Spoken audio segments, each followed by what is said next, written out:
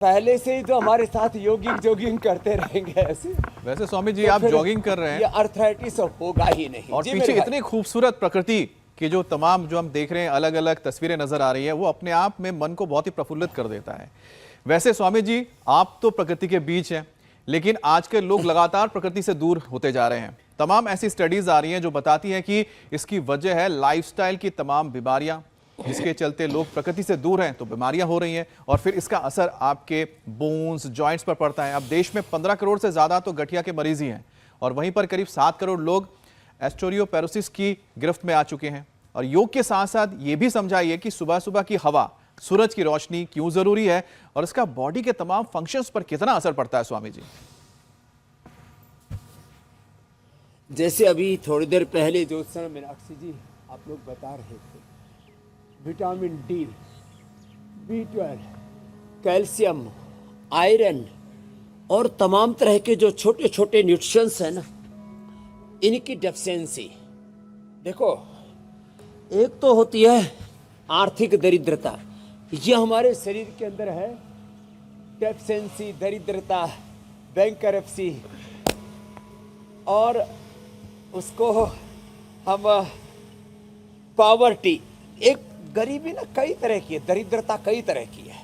अब जो शुरू से ही अब हमारे साथ जो ऐसे करते रहेंगे दंड बैठक लगाते रहेंगे, जो शुरू से ही हम रोज आजकल ट्रेनिंग दे रहे हैं।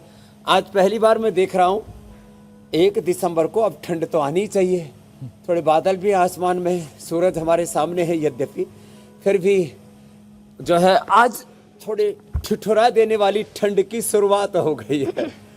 तो सुबह सुबह धूप में बैठा करें, विटामिन डी की पूर्ति रहेगी। और शाक सब्जियां, दूध, दही, छाछ जो स्वस्थ है उनको खाने चाहिए।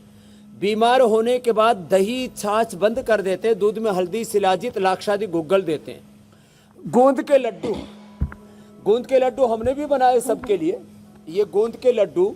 और ये गोंद जो है ना, हमारे यहाँ पर पहले ये गोंद को जैसे गाय के घी में, कुछ लोग भैंस के भी घी का खाते हैं, गाय के घी में अच्छे से भून लेते हैं। उस गोंद का जो प्रयोग है ना, ये हड्डियों के लिए बड़ा ज़बरदस्त है।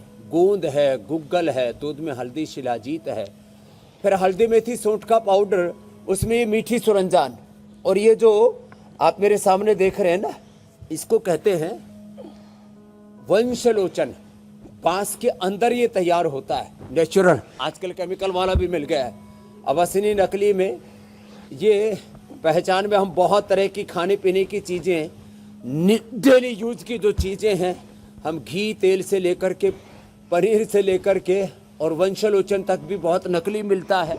हड्डियों की मजबूती के लिए लोग खाते हैं, ये बड़े ज़बरदस्त चीज़ें। खैर, अब जो हमारे साथ शुरू से ऐसे दंड लगाता रहेगा, हम कहते हैं दंड लगाओ ठंड भगाओ, ऐसे करते हैं। और जो मजबूत हैं उनसे तो सपाटा दंड भी लगवाते हैं। और बच्चे 10, 20, 25, 50, 100 बार तक ऐसे कर लेते हैं, ये ऐसे, फिर ऐसे, ये। और जो और थोड़े मजबूत है, मीनाक्षी जी की तरह, ज्योत्सना जी की तरह, अमित जी की तरह, तो फिर वो ऐसे भी कर सकते हैं, पार्श्व दंड भी, चक्र दंड भी, ऐसे। अब इसके लिए तो थोड़ा बल चाहिए, जो इतना ना कर सके वैसे स्वामी जी इतना ही कर ले। इसके लिए बल भी चाहिए, लेकिन आजकल तो लोग, वैसे स्वामी जी आप जो बता रहे हैं उसमें तो लोग आजकल बर्नआउट सिंड्रोम से ही परेशान हैं। और स्टडी तो यही कहती है कि करीब 59% जो इंडियंस है वो बर्नआउट सिंड्रोम के शिकार हो गए हैं। ये बर्नआउट सिंड्रोम क्या होता है? हाँ, यही तो जानना है। इसकी बड़ी वजह बताया जा रहा है कि इसमें थकान महसूस करते हैं। कई बार तो हमको भी लगता है कि हाँ बहुत ज्यादा थकान महसूस हो रहा है, ऐसा लग रहा है कि सुबह से लेके शाम तक हमें घुटनों में दर्द और जकड़न महसूस होती है। लेकिन स्वामी जी जो रिवर्स वॉक, झूठ मत बोलिए, आपको कभी ये जकड़न महसूस नहीं होती है, इसमें आप हमें मत बोलिए। कुछ लोगों को ये सिंड्रोम है। हाँ, हम सभी को रिप्रेजेंट कर रहे हैं, इसलिए हम शब्द होती है ये प्रॉब्लम। जी स्वामी जी। और स्वामी जी आप कहते हैं रिवर्स वॉक करने से घुटनों का जो दर्द है काफी आराम मिलता है और सूजन खत्म हो जाती है। और आप अक्सर रिवर्स वॉक करके भी बताते हैं। स्वामी जी ये रिवर्स वॉक नॉर्मल वॉक से कैसे अलग है और इसके फायदे ज्यादा कितने हैं, समझाइएगा। देखो, जो है अभी तो हम दंड बैठक लगा रहे थे, हम तो सीधे चलते भी हैं, दौड़ते भी हैं और उल्टे भी दौड़ते हैं। देखो ये रिवर्स वॉक।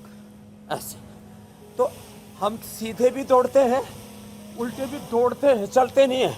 अब जो जिनके घुटने कमजोर हैं उनको तो ऐसे ही चलने के लिए बोलते हैं कि आप ऐसे चला करो।